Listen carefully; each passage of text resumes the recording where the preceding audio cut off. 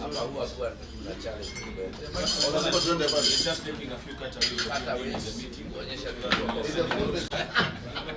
Yes, in the fullness of time. How is your food going? I'm doing right. Ask him who has been on his case. It's been 5 years.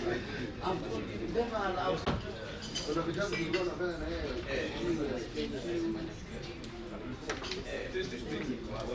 That is the reason. No, it's I've always told you The success story of Kenya.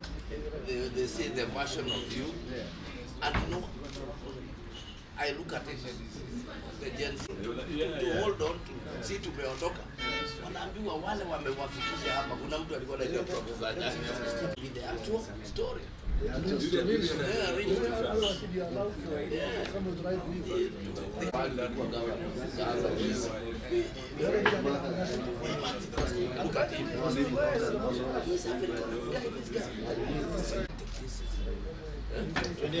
But it's a better way than somebody writing your own. Not feeling secure with money.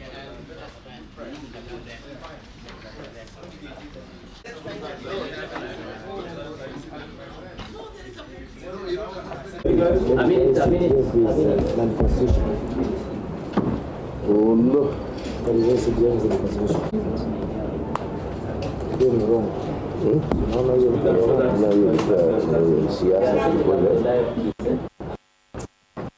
yes, it will take the hand of East and West.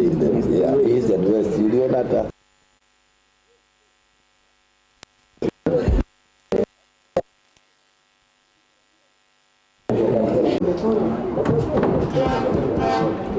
I think we can start.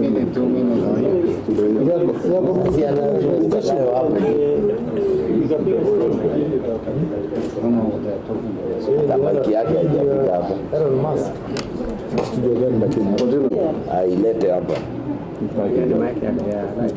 Is it on? Yes. Yeah, it's wireless. I initial the pages. Just a moment, I initial this presser.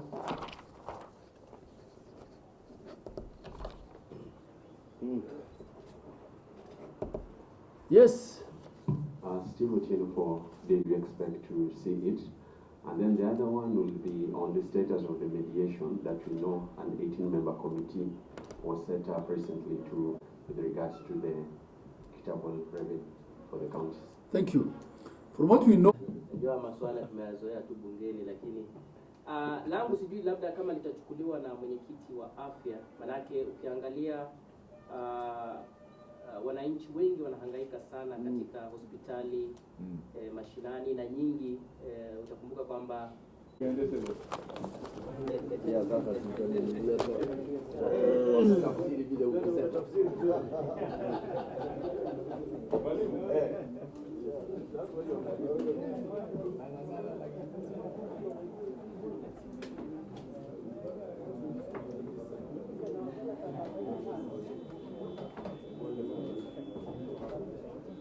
ni mpango ambao unatugharimu pesa nyingi sana, kwa sababu tunalipa fedha ambazo tunazozichukua tunalipa pamoja na interest kubwa, na kwa hivyo hatuna uhakika hata kama hizi pesa zitaendelea kuja.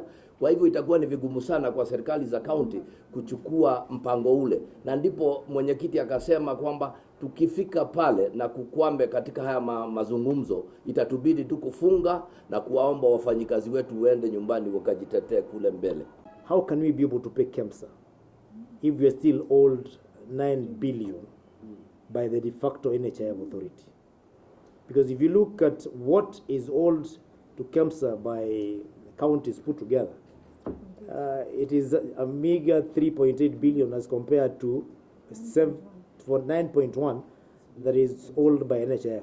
In fact, we are at a point where we are saying, why don't you just cash off, offset that money that is owed to KEMSA.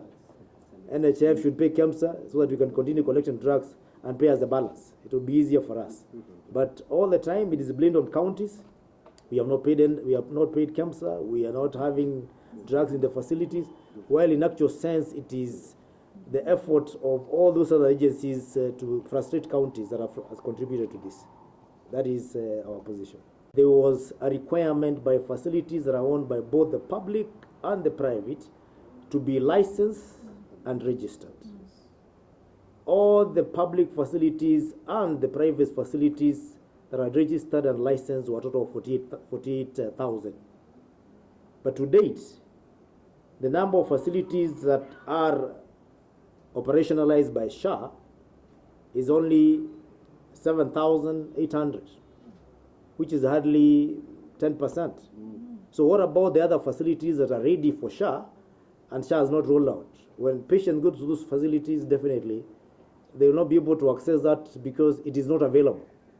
And therefore, we have to pull up our socks both on the side of SHA itself and the public to make sure they register themselves. Only then will the system start working 100%, and we stop having this issue of SHA is not working. It's not working because all of us have a role to play, which we have not played, for that matter. Out of the population of almost 60 million Kenyans, only 14,000 have registered. 14, only 14 million. Out of the 60 million, only 14 million have registered. Of these 14 million 800, 8.5 are new. 6.2 are the ones that were moved from NHIF to SHA. Practically, it means that only 8 million Kenyans have taken the responsibility to register themselves to be known so that they can be treated using SHA in the facilities. What is the problem? The problem could be both attitude by the people themselves. It could be the message that is coming from us, the public, when we all the time talk about SHA is not working, and therefore people don't feel the urge to register themselves. And we are asking all the stakeholders to please urge and help all the Kenyans register themselves. It's the only way you can be able to go to a hospital and be claimed without paying, and because the facility will claim later from the SHA. If you're not registered, that is where we have that element of facilities asking you to pay for you to pay in cash because you're not in the system. We note with great concern the delays by the controller of budget to approve requisitions for the withdrawal of funds. This is unacceptable to an institution that's supposed to be facilitative. We call upon the controller of budget to stop being a bottleneck to this process and ensure counties access their funds in a timely manner. Counties are receiving 50% of the equitable share based on fiscal year 2023-24's allocation. That's previous year's allocation. This is just a stopgap measure that the Council of Governors sought to ensure continuity of operations in counties due to lack of a county allocation and revenue act. The National Treasury, even on the basis of these arrangements, is yet to disburse 63.6 billion for October and November 2024 allocations. However, by December 2024, the 50% will have been exhausted, which means county governments will not receive any disbursements from January 2025. If the process results in a lack of mediated position to move the budgeting process forward, how are we expected to continue spending money when we don't know how much we should spend? Counties now don't know what to commit, what not to commit. They don't know whether to do supplementary budgets or not. And we're saying, is it fair that life moves on for national government because they went ahead and did a supplementary appropriation based on a dollar that has not been amended yet, right? We cannot do the same unless we have a CARA that has been assented to. I think these are some of the things that we need to look at, even going forward. so that this kind of stalemate does not hold the country to a grind. And to the best of our knowledge, a date of return back to the negotiations has not been announced. We are well into the 30-day available under the law for this exercise to be completed. And within that 30 days, mediation ought to be completed.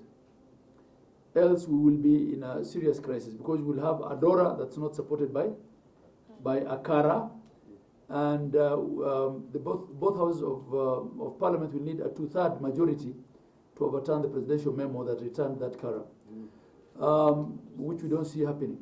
There's also another imminent problem in that the houses are likely to go on recess, and from what we gather, according to the calendar, are unlikely to come back before February of next year.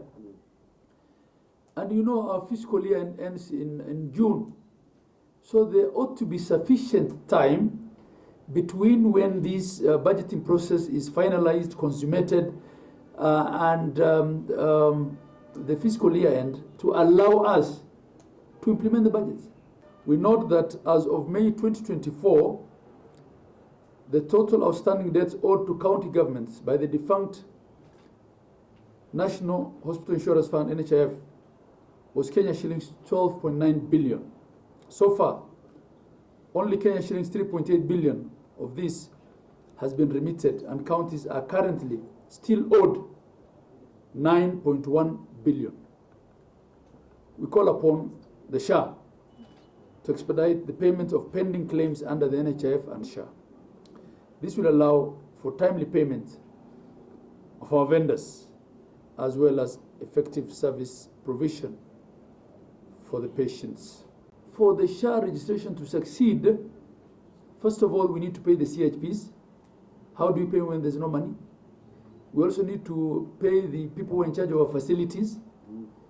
Some counties here are yet to pay salaries for the last 3 months as a result of the delay in disbursement. In many of these counties, we need to get to where the masses are to have them registered.